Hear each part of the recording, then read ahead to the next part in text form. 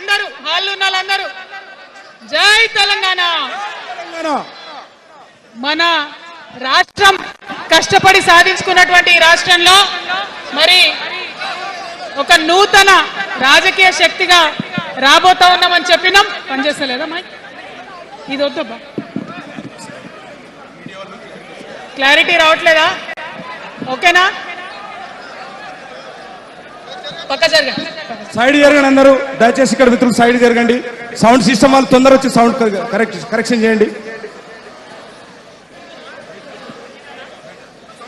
మన పార్టీ పేరు చెప్పాలా? రెడీయా?